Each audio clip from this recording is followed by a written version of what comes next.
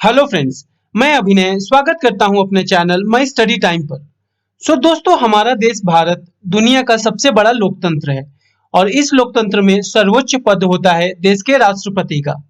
Protocol की बात करें तो प्रोटोकॉल के हिसाब से राष्ट्रपति प्रधानमंत्री से भी ऊपर होते हैं। कुछ ही दिनों में देश में राष्ट्रपति चुनाव होने वाले हैं, तो आज के वीडियो में हम इसी टॉपिक पर बात करेंगे कि राष्ट्रपति के चुनाव होते कैसे हैं। तो चलिए जानते हैं इसे और भी डिटेल में। पर आगे बढ़ने से पहले हमारे चैनल को लाइक और सब्सक्राइब जरूर कीजिए। तो दोस्तों, राष्ट्रपति देश के हेड होते हैं। वे भारत के प्रथम नागरिक भी होते हैं। राष्ट्रपति का कार्यकाल 5 सालों का होता है। करेंटली श्री रामनाथ कोविंद देश के राष्ट्रपति हैं और इनका कार्यकाल 24 जुलाई 2022 को खत्म हो जाएगा। हमारे संविधान के आर्टिकल 62 क्लॉज 1 के मुताबिक राष्ट्रपति के कार्यकाल खत्म होने से पहले नए राष्ट्रपति का इलेक्शन कंप्लीट करना होता है। यहां पर आप देख सकते हैं इलेक्शन कमीशन ऑफ इंडिया ने ऑलरेडी इलेक्शंस के लिए नोटिफिकेशन जारी कर दिया है। यह पूरी शेड्यूल आपके सामने है।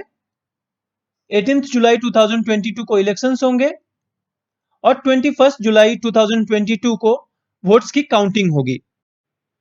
तो इसका मतलब यह है कि इलेक्शन की सारी प्रक्रिया 21 जुलाई तक पूरी हो जाएगी और हमें यह पता चल जाएगा कि देश के अगले राष्ट्रपति कौन होंगे।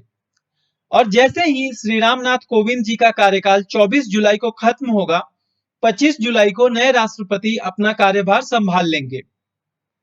राष्ट्रपति पद की शपथ भारत के मुख्य न्यायाधीश द्वारा दिलाई जाती है और उनके एब्सेंस में यह काम सुप्रीम कोर्ट के सीनियर मोस्ट जज करते हैं। क्वालिफिकेशंस की बात करें तो सबसे पहले व्यक्ति को भारत का नागरिक होना जरूरी है। उसकी एज 35 साल से ऊपर होनी चाहिए। उसे लोकसभा के सदस्य के रूप में चुनाव के लिए योग्य होना चाहिए और उसके पास कोई भी लाभ का पद नहीं होना चाहिए। क्वालिफिकेशंस के बाद बात करते हैं राष्ट्रपति को चुनता कौन है, कौन कौन इस इलेक्शन में पार्टिसिपेट करते हैं। तो हमारे संविधान के आर्टिकल 55 में राष्ट्रपति के चुनाव के तरीके को बताया गया है। जनरली जब देश में इलेक्शंस होते हैं, चाहे वो लोकसभा का हो या फिर राज्यों में विधानसभा का, तब देश का आम नागरिक अपना वोट डालता है।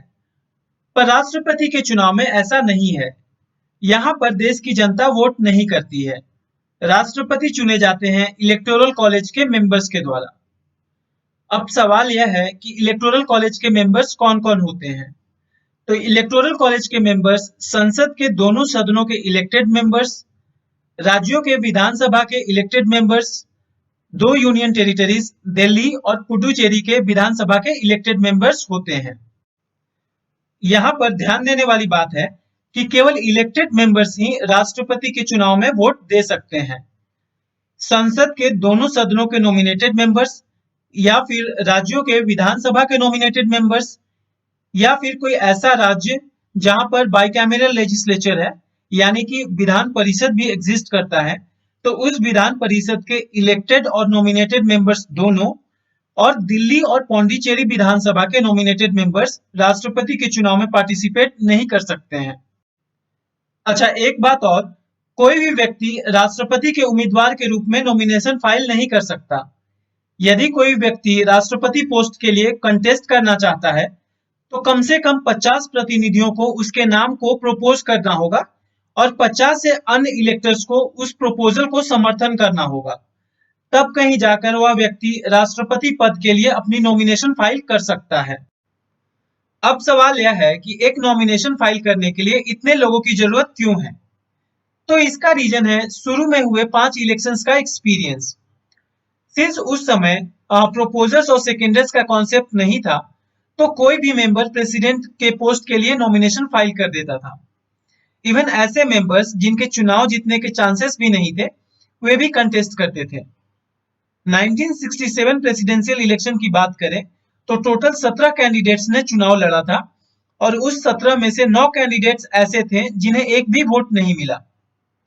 सेम केस 1969 में हुआ, जब 15 में से 5 कैंडिडेट ऐसे थे जिन्हें एक भी वोट नहीं मिला।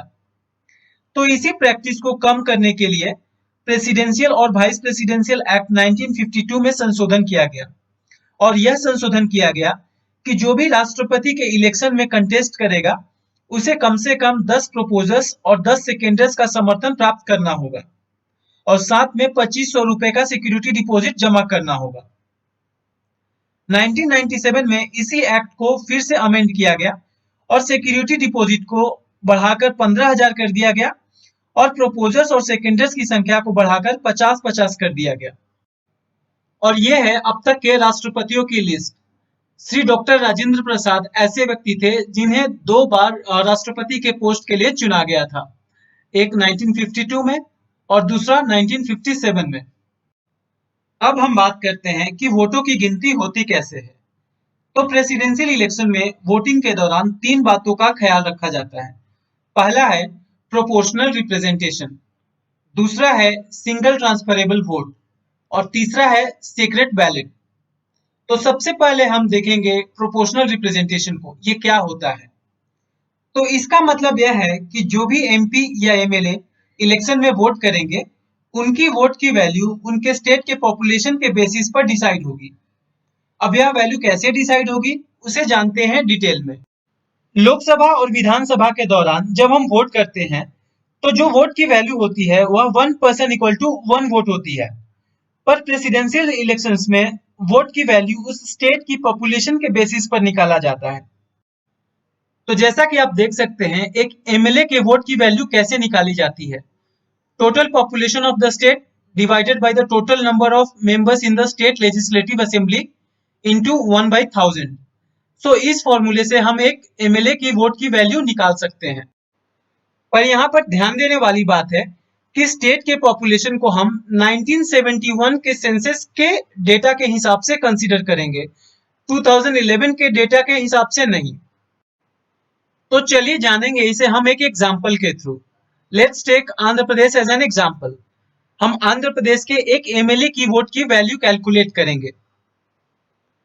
तो जैसा कि आप देख सकते हैं, यहाँ पर मैंने डेटा शेयर किया है। 1971 के सेंसस के हिसाब से बात करें तो आंध्र प्रदेश की जो पॉपुलेशन थी वह है 2,78,00,000 और जो total number of assembly seats है वह है 175।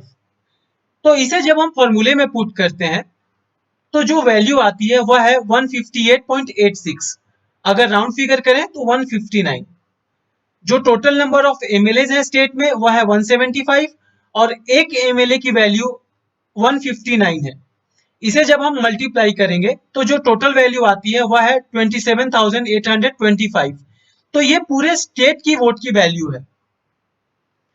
ठीक इसी तरह से हम एक एक करके सारे स्टेट्स की वैल्यू को कैलकुलेट करेंगे।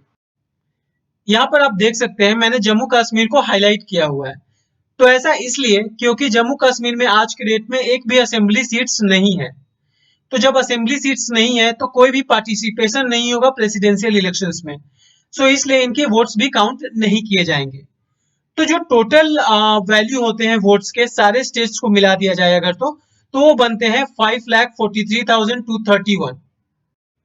अब हम बात करते हैं कि एक एमपी के वोट की वैल्यू कितनी होती है। तो इसे हम कैलकुलेट करते हैं इस फॉर्मूले से, total value of all votes of MLAs divided by total number of elected MPs. तो total number of elected MPs कितने हैं, 776। 233 राज्यसभा से और 543 लोकसभा से, इन दोनों को ऐड करेंगे तो ये फिगर बन जाता है 776। और अभी थोड़ी देर पहले हमने यहाँ पर कैलकुलेट किया था जो टोटल एमएलए है सारे स्टेट्स के मिला दें तो उनके जो वोट की वैल्यू होती है वह होती है 5,43,231। तो इसी फिगर को हम यहाँ पर हमने यूज किया है। इसको जब हम डिवाइड करते हैं 776 से तो ये वैल्यू आती है 700। तो ये होती है एक एमपी के वोट की वैल्यू। अब अगर हम टोटल सारे एमपीज के वोट की वैल्यू निकालते हैं तो इसे हम मल्टीप्लाई कर देंगे 776 से। तो ये जो फिगर बन जाता है ये है 5,43,200। तो अभी तक हमने देखा कि एमपी और एमएलए की वोट की वैल्यू कैसे कैलकुलेट की जाती है। अब बात करते हैं राष्ट्रपति पद के लिए कितने वोट्स की जरूरत होगी। तो किसी भी उम्मीदवार को इलेक्शन में कम से कम जो टोटल वैलिड वोट्स है उसका 50% प्लस 1 वोट्स सिक्योर करना पड़ेगा राष्ट्रपति पद के लिए चुने जाने के लिए। राष्ट्रपति चुनाव में सीक्रेट बैलेट्स का इस्तेमाल होता है। ध्यान रहे यहाँ पर ईवीएम का इस्तेमाल नहीं होता है। जितने भी मेंबर्स होते हैं उन्हें एक एक बैलेट पेपर दे दिया जाता है। उस बैलेट पेपर में सारे कैंडिडेट्स जो कंटेस्ट कर रहे हैं प्रेसिडेंशियल इलेक्शन के लिए उनका नाम होता है और जितने भी मेंबर्स हैं जो वोटिंग में पार्टिसिपेट करेंगे वो अपना प्रेफरेंस बैलेट पेपर में भरेंगे और ऐसा उन्हें सारे कैंडिडेट्स के लिए करना होगा। ऐसा नहीं है कि उनका जो फर्स्ट प्रेफरेंस है केवल उन्होंने वही भर दिया और बाकी कैंडिडेट्स को छोड़ दिया। जितने भी कैंडिडेट्स पार्टिसिपेट कर रहे हैं इस इलेक्शन में उनके आगे अपना प्रेफरेंस लगाना पड़ेगा सारे मेंबर्स को। चलिए समझते हैं कि एग्जाम्पल के थ्रू। यहाँ पर मैंने एक सैंपल बैलेट पेपर शेयर किया है। यहाँ आप देख सकते हैं नेम ऑफ द कैंडिडेट है, मतलब कि जो भी कैंडिडेट प्रेसिडेंट के पोस्ट के लिए कंटेस्ट कर रहे हैं उनका नाम होगा यहाँ पर। अब मान लीजिए यहाँ पर 3 कैंडिडेट हैं ए, बी और सी और यहाँ आप देख सकते हैं ऑर्डर ऑफ प्रेफरेंस होगा। ये मेंबर्स के द्वारा भरा जाएगा जो कि पार्टिसिपेट करेंगे इलेक्शंस में। अब यहाँ पर क्या होगा कि ये जो बैलेट पेपर है ये सारे मेंबर्स को डिस्ट्रीब्यूट कर दिया जाएगा। अब मान लीजिए सपोज वोटर 1 है, इसे कैंडिडेट सी पसंद है, ये कैंडिडेट सी को एज अ प्रेसिडेंट बनते हुए देखना चाहता है, तो वोटर 1 सी के आगे अपना प्रेफरेंस लगा देगा 1। अब ऐसा नहीं है कि केवल ये सी के आगे ही लगाएगा, इसे बाकी कैंडिडेट्स के आगे भी अपना प्रेफरेंस लगाना पड़ेगा। इन केस अगर सी नहीं जीतता है तो फिर ये किसे प्रेसिडेंट के रूप में देखना चाहता है। तो सपोज वोटर 1 ने कैंडिडेट ए के आगे प्रेफरेंस नंबर 2 लगा दिया, तो इसका मतलब यह है कि अगर इन केस सी नहीं बनता है तो फिर ए को कंसीडर किया जाएगा प्रेसिडेंट के पोस्ट के लिए। ठीक उसी तरह से कैंडिडेट बी के आगे इसने 3 लगा दिया है, तो मतलब ये तीसरा प्रेफरेंस है उसका, थर्ड प्रेफरेंस।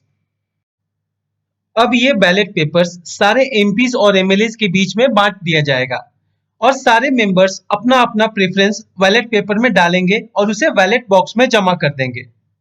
जिस दिन काउंटिंग होगी उस दिन बैलेट बॉक्स में से सारे बैलेट्स पेपर को निकाला जाएगा और काउंटिंग की जाएगी। राउंड 1 में केवल फर्स्ट प्रेफरेंस वाली वोट्स को काउंट किया जाएगा। चलिए एक एग्जांपल के थ्रू समझते हैं। सपोज ये बैलेट बॉक्स है, इसमें सारे बैलेट पेपर्स जमा है। काउंटिंग वाले दिन इसी बैलेट बॉक्स से बैलेट पेपर्स को निकाला जाएगा और वोट्स काउंट की जाएगी। तो सबसे पहले मान लीजिए कोई एक बैलेट पेपर निकला, उसका प्रेफरेंस चेक किया जाएगा। तो उसका प्रेफरेंस सपोज सी है, फर्स्ट प्रेफरेंस सी है, तो ये जो वोट है सी के फेवर में चला गया। दूसरा बैलेट पेपर निकाला गया, उसमें भी सपोज सी को फर्स्ट प्रेफरेंस दिया गया है। तीसरा बैलेट पेपर निकाला गया, सपोज ए उसमें फर्स्ट प्रेफरेंस में है, तो वो वोट ए को चला गया। ठीक इसी तरह से हम काउंट करते जाएंगे फर्स्ट प्रेफरेंस को। अगर इन केस मान लीजिए ऐसा होता है कि सी को 50% प्लस 1 वोट मिल जाते हैं, तो सी को डिक्लेयर कर दिया जाएगा विनर। अब यदि मान लें कि फर्स्ट राउंड ऑफ काउंटिंग में किसी भी कैंडिडेट ने 50% वोट सिक्योर नहीं किया है, तो उस केस में क्या होगा कि सेकेंड राउंड ऑफ काउंटिंग होगी और सेकेंड राउंड ऑफ काउंटिंग में यह देखा जाएगा कि फर्स्ट राउंड ऑफ काउंटिंग में किसे सबसे कम वोट मिला था। तो यहां पर हम देख सकते हैं एग्जाम्पल में बी को सबसे कम वोट मिला था। तो इस केस में क्या होगा कि बी का जो वोट है वो ट्रांसफर हो जाएगा आइदर ए को या फिर सी को, और इस राउंड में फर्स्ट प्रेफरेंस काउंट नहीं किया जाएगा। इस राउंड में बी को जो सेकंड प्रेफरेंस वोट मिले थे वो काउंट किए जाएंगे। तो कहने का यह मतलब है कि बी को जितने भी वोट्स मिले होंगे अब उनमें से देखा जाएगा कि बैलेट पेपर में सेकंड प्रेफरेंस पर कौन है। यदि सेकंड प्रेफरेंस में ए का नाम होगा तो वोट ए को चला जाएगा, और यदि सेकंड प्रेफरेंस में सी का नाम होगा तो वोट सी को चला जाएगा। और यह प्रोसेस तब तक चलता जाएगा जब तक कि कोई भी कैंडिडेट 50% प्लस 1 वोट सिक्योर नहीं कर लेता। तो अभी तक हमने देखा कि प्रेसिडेंशियल इलेक्शंस होते कैसे हैं, वोटिंग कैसे होती है, वोट्स की काउंटिंग कैसे होती है। अब प्रेसिडेंशियल इलेक्शन से जुड़े कुछ फैक्ट्स देखते हैं। फिफ्थ इलेक्शन में जिसमें वीवी गिरी देश के राष्ट्रपति चुने गए थे, उस इलेक्शन में फर्स्ट राउंड में किसी भी कैंडिडेट ने 50% वोट सिक्योर नहीं किया था।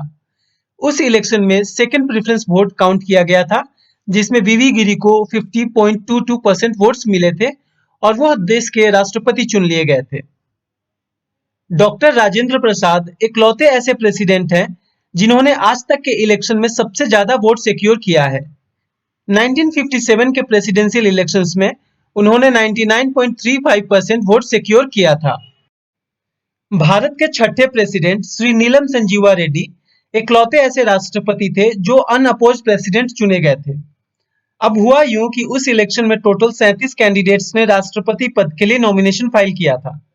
पर जांच के दौरान 36 उम्मीदवारों के नॉमिनेशन पेपर को रिजेक्ट कर दिया गया था।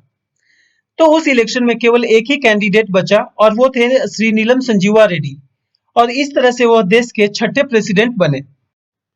तो आज के लिए इतना ही। उम्मीद है कि आपको यह वीडियो अच्छी लगी होगी। तो मिलते हैं अगले वीडियो में। पर जाने से पहले thank you all for watching this video. Take care.